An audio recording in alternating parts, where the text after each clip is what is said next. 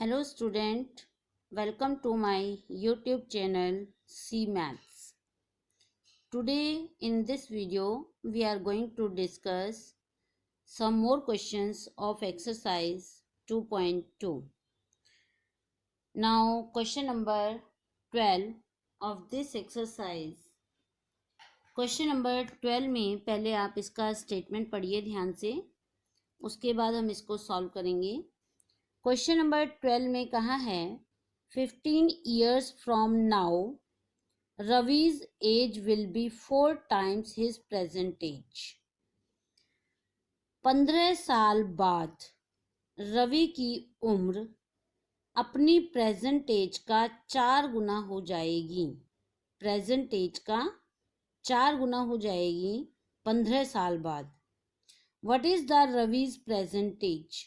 तो हम रवि की प्रेजेंट एज पोज कर लेते हैं। Ravi's present age is x। Ravi की प्रेजेंट एज हमने x पोज कर ली।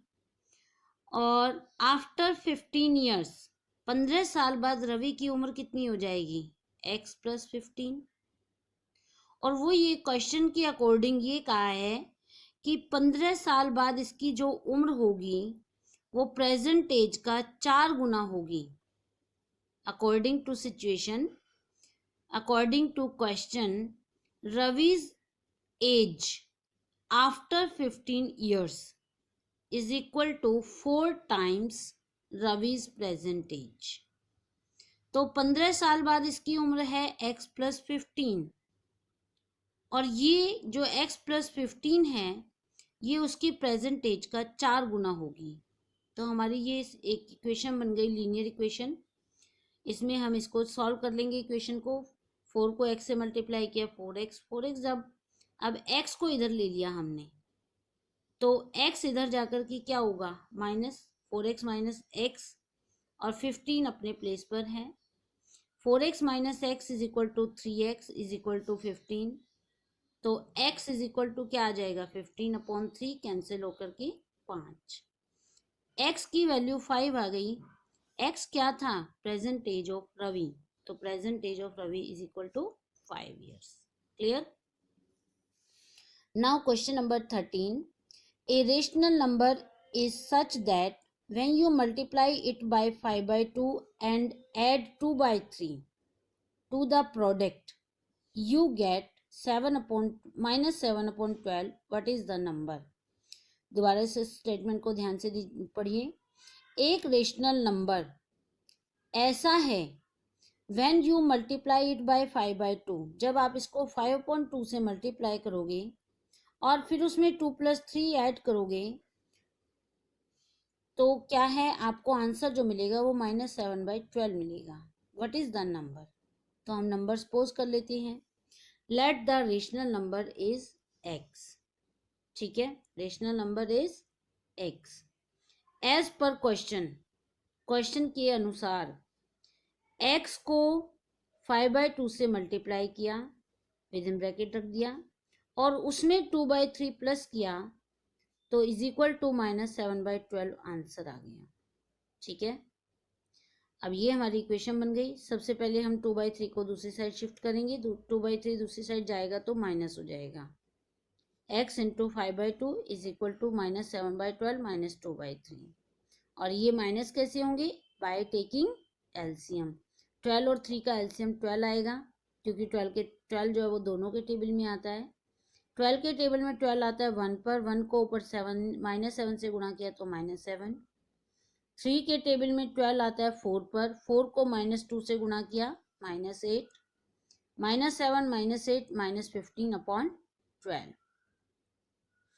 अब इसका जो 5/2 है उसको हम दूसरी साइड ले गए। 5/2 दूसरी साइड जाकर के उल्टा हो गया 2/5, क्योंकि यहाँ 5 मल्टीप्लाई में था, यहाँ डिवाइड में आ गया। यहाँ 2 डिवाइड में है, यहाँ 2 मल्टीप्लाई में चला गया। तो ये सॉल्व करके आपका आंसर आ गया -1/2। रेशनल नंबर वो जो x की वैल्यू -1/2 आई है, तो इसका मतलब रेशनल नंबर हमारा -1/2 है। ठीक है। Now question number 14। Lakshmi is a cashier in A bank. Lakshmi bank में कैशियर है। She has the currency notes of denomination ₹100, ₹50 and ₹10। उसके पास 3 तरह के नोट हैं, 100 के नोट हैं, 50 के नोट हैं और 10 के नोट हैं। The ratio of the number of these notes, इन नोटों की जो संख्या है उनका रेशो 2:3:5 है। ठीक है, एग्जैक्टली संख्या नहीं पता है, लेकिन इन तीनों की नोटों की संख्या का रेशो 2:3:5 गिवन है। टोटल अमाउंट जो है इन सब नोट्स की टोटल अमाउंट 4 लाख रुपए है। How many notes of each denomination does she have, ये बताइए 100 के कितने नोट हैं, 50 के कितने नोट हैं, 10 के कितने नोट हैं। ठीक है, सवाल समझ में आ गया। अब हम इसको आंसर में कैसे लिखेंगे। करेंसी नोट्स ऑफ डिनोमिनेशन, उसके पास कौन कौन से नोट हैं, 100 रुपये, 50 रुपये और 10 रुपये, 3 टाइप के नोट हैं उसके पास। Ratio of the notes of, अब इनका रेशो लिख दिया कि इनकी संख्या का रेशो क्या है, 2:3:5। जो 100 वाले हैं वो उसका रेशो 2 है, जो 50 वाले हैं उनका रेशो 3 है, जो 10 वाले हैं उनका रेशो 5 है। तो हमने सपोज कर लिया, let number of 100 rupees notes, 100 वाले जो नोट हैं उनकी संख्या हो गई 2x, क्योंकि इसका रेशो 2 था, संख्या हो गई 2x। ठीक है, अगर 100 वाले 2x नोट हैं तो उसकी अमाउंट कितनी बन जाएगी, 100 को 2x से गुणा कर दो, 200x रुपीज, ये अमाउंट बन गई। इसी तरह से 50 वाले नोटों की संख्या है 3x और अमाउंट कितनी हो जाएगी, 3x को 50 से गुणा कर दीजिए, इतनी अमाउंट बन जाएगी 50 वालों की। 10 वाले नोटों की संख्या बन जाएगी 5x और अगर हम उसको 10 से गुणा कर देंगे तो वो बन जाएगी उसकी अमाउंट। ठीक है, नाउ एज पर क्वेश्चन उसने कहा टोटल अमाउंट जो है 200x plus 150x plus 50x is equal to 4 lakh. इन तीनों को जोड़ दिया, 400x is equal to 4 lakh. x की वैल्यू आ गई यहाँ से 1000। x की वैल्यू कितनी आ गई, 1000। x जो है ना वो संख्या थी। अब हम इससे 50 के नोट, 100 के नोट की संख्या निकालेंगे। 100 के नोट जो है वो 2x हैं, यानी कि 2 इंटू एक्स की वैल्यू कितनी है 1000। 100 वाले 2000 नोट थे, 50 वाले 3000 नोट थे और 10 वाले 5000 नोट थे। आ गया समझ में, यही आपको निकालना था। Now next question, question number 13 question, a rational number, sorry 13 हो गया है, 14 भी हो गए, 15। I have a total of ₹300 in a coin of denomination ₹1, ₹2, ₹5। मेरे पास मेरी गुल्लक में 3 तरह के सिक्के हैं या 3 तरह के नोट हैं, 5-5 के, 2-2 के और 1-1 के।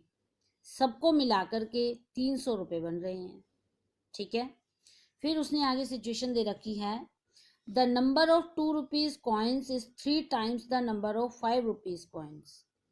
2 रुपए के नोटों की संख्या 5 रुपए के नोटों के संख्या के 3 गुना है। The total number of coins is 160। Total उसके अंदर 160 कॉइन है। How many coins of each denomination are with मी।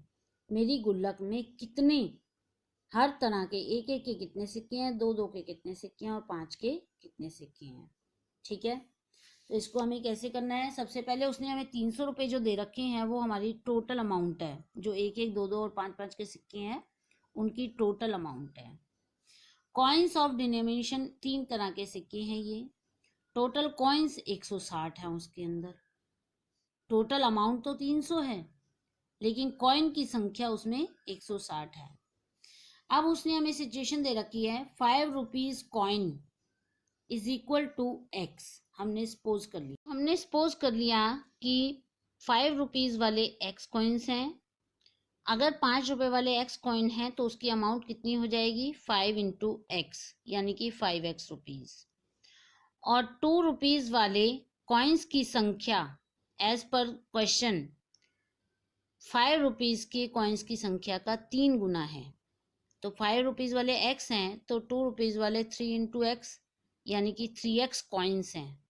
ठीक है, तो 2 रुपीज़ वाले की अमाउंट कितनी हो जाएगी, 2 को 3x से मल्टीप्लाई कर दिया, 6x रुपीज़। ठीक है, बाकी बचे हुए रिमेनिंग कॉइन्स ऑफ 1 रुपी, बाकी बचे हुए 1-1 रुपए के कॉइन हैं। आपको पता है टोटल 160 कॉइन्स हैं, जिसमें से x तो 5 वाले हैं और 3x जो है वो 2 वाले हैं। अगर 5 वाले और 2 वालों की संख्या 160 में से घटा दें तो वो बचे हुए जो सिक्के हैं वो 1 रुपये वाले होंगे। तो हमने ऐसे ही किया है, 160 में से x को भी घटा दिया, 160 में से 3x को भी घटा दिया, तो 160 माइनस 4x आ गया। ठीक है, अब ये तो 1 रुपए के कॉइन की संख्या है, इसकी अमाउंट कितनी हो जाएगी, इसको 1 से गुना कर दीजिए और 1 से गुना करने पर इस पर कोई फर्क ही नहीं पड़ेगा, तो ये इनकी अमाउंट बन गई। अब ये अमाउंट है 5 रुपए वाले की, ये अमाउंट है 2 रुपए वाले की और ये अमाउंट है 1 रुपए वाले की, और इन तीनों का जोड़ जो है वो 300 रुपये है। तो वही हमने एज पर क्वेश्चन इन तीनों का जोड़ इक्वल टू 300 रुपये लिख दिया है, जिसमें से x वालों को प्लस कर दिया, 5 + 6 11, 11 में से 4 को घटा दिया क्योंकि ये नेगेटिव टर्म है, 7x, 160 को दूसरी साइड ले गए, वो जाकर माइनस हो गया और 140 बच गया। यहाँ से हमने x की वैल्यू निकाली 20, x की वैल्यू 20 निकली, इसका मतलब number of coins for 5 rupees coin, 5 रुपए की कॉइन की संख्या 20 है, number of 5 rupees coin 20, number of 2 rupees coin, 2 rupees वाले जो हैं वो 5 वाले से 3 गुना थे, तो 20 दिए 60 हो गए, और 1 रुपए वाले 160 minus 4x, 160 minus 4x, x की जगह 20 ले लिया, सॉल्व करा तो आंसर आ गया ये। तो इतने ये कॉइन 5 रुपए वाले हैं, ये कॉइन है 2 रुपए वाले और इतने कॉइन्स हैं 1 रुपए वाले। आ गया समझ में। Now last question of this exercise, the organiser of an essay competition decide that a winner in the competition gets a prize of ₹100। उसने कहा है कि एक ऐसे कंपटीशन है और उसके ऑर्गेनाइजर ने डिसाइड किया, जिसको जो कंपटीशन कंडक्ट करवा रहा है उसने ये डिसाइड किया है कि विनर को 100 रुपये का प्राइज दिया जाएगा, एंड ए पार्टिसिपेंट, और जिसने पार्टिसिपेट किया है लेकिन वो जीते नहीं हैं, वो विनर नहीं हैं, तो उनको 25 रुपये दिए जाएंगे। ऐसे तो बहुत सारे हो सकते हैं पार्टिसिपेंट्स। तो उसने कहा टोटल प्राइज मनी जो है वो 3000 रुपये है।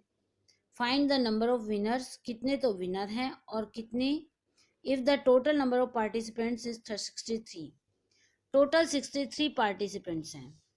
तो हमें उसने बताया है कि prize money for winner, winner की प्राइज मनी, जो जीत गया उसको 100 रुपये मिलनी है, and prize money for participant who does not win, जिसने पार्टिसिपेट तो किया है लेकिन जीता नहीं है उसको 25 रुपये मिलेंगे।